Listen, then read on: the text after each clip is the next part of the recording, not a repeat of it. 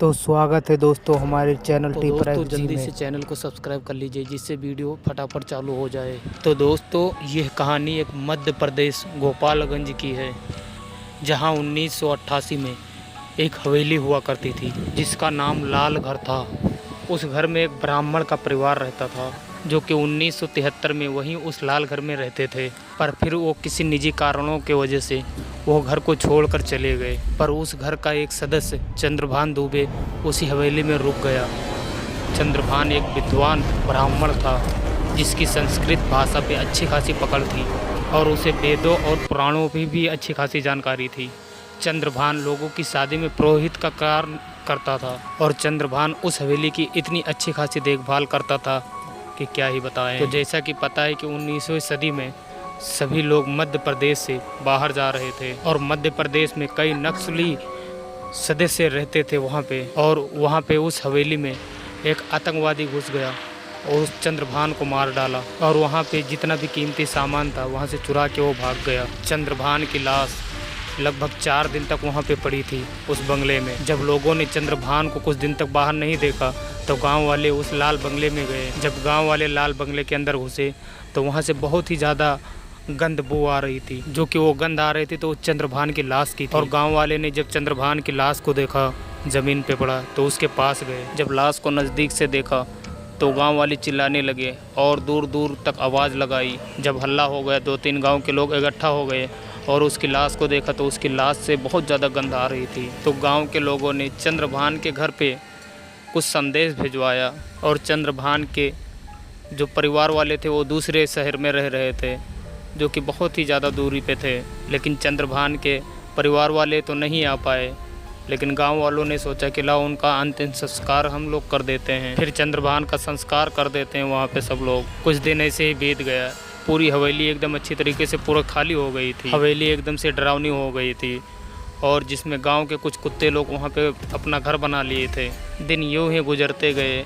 करीबन 2 साल के बाद एक रात उस हवेली से अचानक से आवाज़ें आने चालू हो गई और उस हवेली में इतनी सारी रोशनी हो गई जैसे कि उस हवेली में कोई रहने आया है, और इतनी सारी लाइटें जगमगा उठी। तेज़ रोशनी को देख के आसपास के कई लोग उस हवेली के पास में आए क्योंकि वो सब जान सकें कि अचानक से इस हवेली के अंदर इतनी सारी रोशनी कहाँ से आ गई। सभी लोग हवेली के बाहर इकट्ठा हो गए और हवेली के अंदर जाने का विचार किया।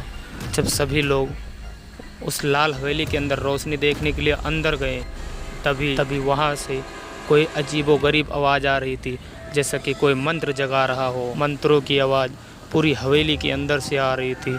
सभी लोग चारों तरफ से देख रहे थे और गांव वाले ये सोच रहे थे कि इस हवेली के अंदर कोई है नहीं, लेकिन फिर भी ये मंत्र कौन पढ़ रहा है। सब लोग डर गए वहाँ पे। तभी वहाँ पे अचानक से एकदम से रोशनी पूरे घर की चली जाती है। तब वहाँ पे एकदम घना अंधेरा दिखाई देता है और वहाँ पे जो मंत्र पढ़ रहा था वो भी आवाज़ बंद हो गई। लाल हवेली के अंदर जैसे कि घना अंधेरा छा गया, एकदम डरावना सा रूप आ गया उसके अंदर। तभी सभी लोग बात करना चालू कर दे कि अचानक से रोशनी कैसे चली गई और मंत्र पढ़ना क्यों बंद हो गया, और कौन है ये सुनसान हवेली के अंदर जो कि मंत्र जगा रहा है। और सभी लोग आपस में बात ही कर रहे थे कि उस हवेली के अंदर 3 लाल आंखें दिखी जो कि वो लोगों के सामने बढ़ रही थी, और सभी लोग उस लाल आँख को देखकर एकदम से बुरी तरीके से डर गए। तभी वो लाल आँखें एकदम ज़ोर ज़ोर से अपने आप हंसना चालू कर दिया।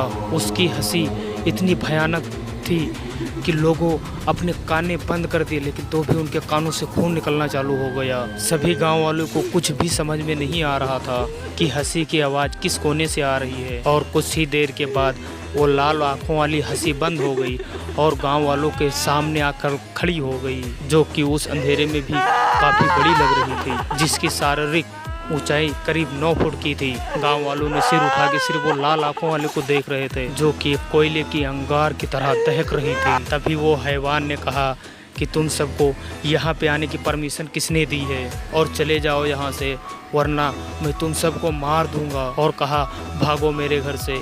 तभी वहाँ पे उस घर से एक लाल रोशनी दिखाई दी और वो रोशनी पूरे घर के अंदर फैल गई। तभी गांव वालों ने देखा कि उस हैवान के ऊपर 3 आंखें हैं और उसकी शरीर की ऊंचाई लगभग 9 से 10 फुट के आसपास में है और उसके बड़े बड़े बाल और उसके सिर पे 2 सींगे हैं और उसने बरहण के जैसे वस्त्र पहने हुए थे। सभी लोग देखकर डर के मारे दरवाजे पर भाग गए और जैसे ही दरवाजे के पास पहुंचे तो दरवाजा अपने आप बंद हो गया। सभी लोग डर से दरवाजे के एक पास में खड़े हो गए और फिर दरवाजे को एक साथ में खोलने की कोशिश की, परंतु सभी लोग नाकाम हो गए और डर के साये में सभी लोग वो दरवाज़ा पीटना चालू कर दिया। तभी वो हैवान उन लोगों के पीछे आके खड़े हुआ, दहाड़ते हुए बोला और हैवान इतनी तेज़ी से हंस रहा था। सब लोग उसकी हंसी को देखकर चिल्लाने लगे कि मुझे छोड़ दो, जाने दो, और सब लोग कह रहे थे कृपया हमें जाने दो, फिर कभी इस हवेली के अंदर हम नहीं आएंगे। फिर गांव वाला एक व्यक्ति आगे बढ़कर कहा,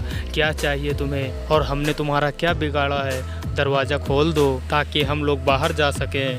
बाकी हम लोग देखने आए थे कि चंद्रभान की यहाँ पे मौत कैसे हुई थी और ये रोशनी कैसी आई। तभी वहाँ पे हैवान बोला कि मैं चंद्रभान ही हूँ, लेकिन एक भ्रमण राक्षस बन गया हूँ, और बोला कि अभी इस लाल हवेली का अभी मालिक मैं हूँ और कोई मेरी इजाज़त के बगैर आएगा तो अपनी जान गंवा देगा। तभी अचानक से दरवाज़ा खुल जाता है और हैवान बोलता है, जाओ मैंने तुम्हें माफ़ कर दिया, पर याद रहे यहाँ दोबारा कोई नहीं आए। सभी लोग सर पर पैर रखकर भागे और लाल हवेली से बाहर निकल आए। अगले दिन यह खबर पूरे गांव में फैल गई कि लाल हवेली में एक हैवान रहता है, बहुत ही खतरनाक वाला। कुछ दिन के बाद गांव वालों ने बताया कि जो भी व्यक्ति उस लाल हवेली के पास में रहते हैं वहां पर मर जाते हैं।